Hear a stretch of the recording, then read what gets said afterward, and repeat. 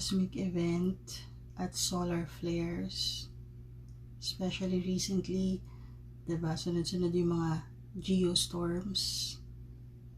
Awakening ang binibigay na energy sa atin. Awakening is not for the weak, although it's for everyone because we're all in deep slumber.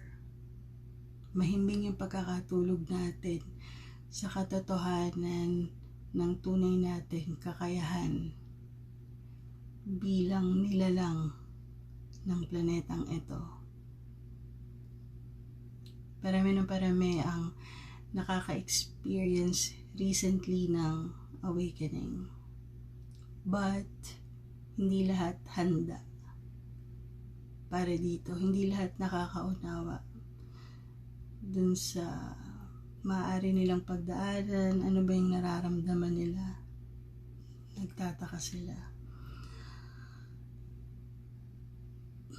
Siyempre, it's like swimming through the void, taking the path full of uncertainty. Who would want to embrace the unknown? Siyempre, yung change, yung transformation, hindi siya komportable.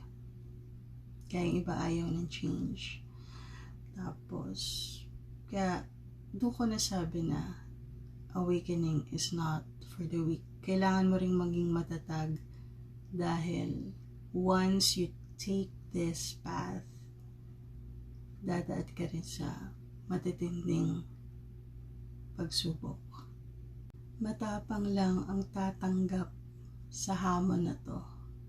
Natuklasin yung sinisigaw ng puso mo, ng buong pagkatao mo, ng kaluluwa mo.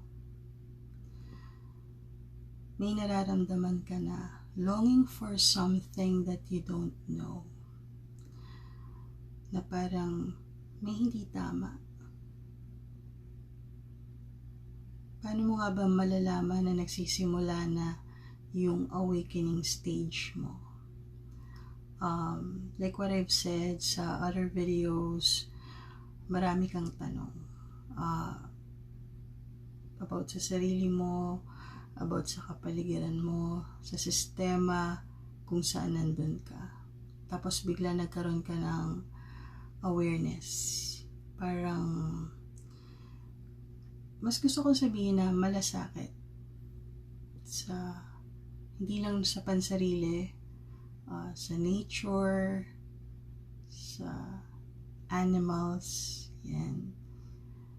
Parang feeling mo bigla nagkaroon ka ng connectivity sa lahat ng creations ni God. May kanya-kanya tayong timeline when it comes to awakening. And it's up to you kung tatanggapin mo pag dumating na yung panahon ng sayo. Alam niyo ba na meron ding mga tao na nakatakda para sa maagang spiritual awakening na sa ayaw at sa gusto nila gagawa ng paraan sa universe para magising sila. Dahil nandito sila for a purpose. May purpose sila nung bago pa sila dumating dito sa planetang to. Meron kasi silang soul contract before they came to Earth. Meron silang mission. At ang mission na yon ay tulungan si Mother Earth or si Mother Gaia sa kanyang ascension. Gagabayan nila yung mga tao pag dumating na ang panahon. At ito na nga yung panahon na yun. Sila yung tinatawag na the chosen ones.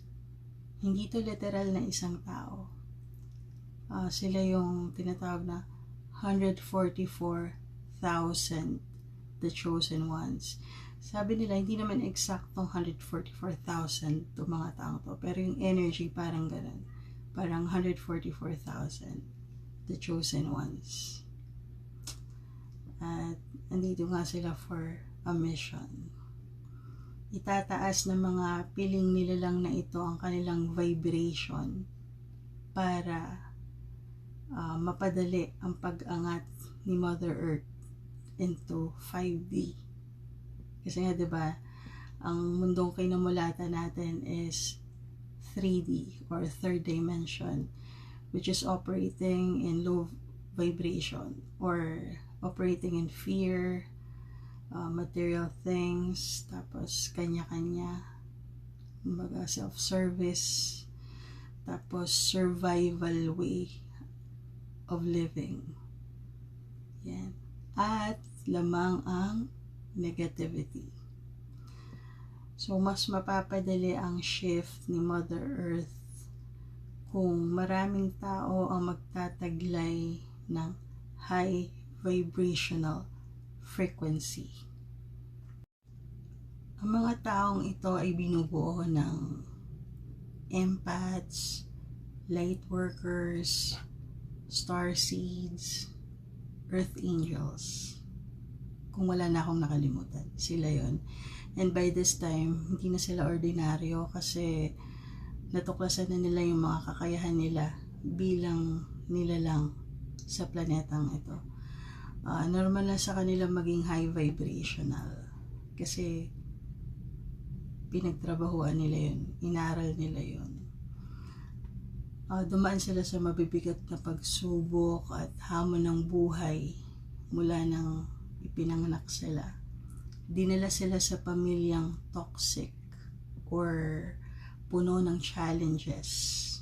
In other words, problematic yung situation ng buhay nila nung dumating sila dito. At para yun maging matatag sila at malakas. So, hindi naging madali yung buhay nila sa mundong to. Kaya hindi rin sila dapat kainggitan. Dahil buong buhay nila pinaramdam sa kanila ng mundong to na hindi sila kabilang, hindi sila belong. Lagi silang mag-isa. Walang kaibigan, minsan walang nakakaunawa. Meron silang feeling ng longing or something is missing. Kasi hindi naman talaga sila galing sa mundong to. Mabibigat nga yung pinagdaanan nilang pagsubok bago naging malinaw sa kanila ang lahat ng katotohanan. Ang iba sa kanila, before Earth, bago pa sila dumating dito, galing sila sa ibang dimensions or ibang planeta. Yan. Kaya hindi sila masyadong nakaka-relate sa karamihan. Pero hindi nila alam kung bakit. Nung hindi pa nila natutuklasan yung totoo nilang pagkatao. Then, yun na nga. Unti-unti, naalala nila. Dahil sa awakening. At yun na nga, dahil sa spiritual awakening, natuklasan nila kung saan sila nagmula or natuklasan nila yung tunay nilang kakayahan bilang nila lang. So they earned it. They've gone through the dark nights. Yan. Nag-inner work sila, shadow work. Yan yung mga ginawa nila. Every day, they connect to their inner selves. So, ikaw, na nanonood ngayon, pwedeng isa ka sa chosen ones or pwedeng kahit hindi ka chosen ones, pero dumadaan ka na pala sa awakening, hindi mo pa rin alam, hindi ka pa rin aware. So, all you have to do is to meditate, connect to your inner self. Baka kasi may sinasabi na pala siya sa'yo.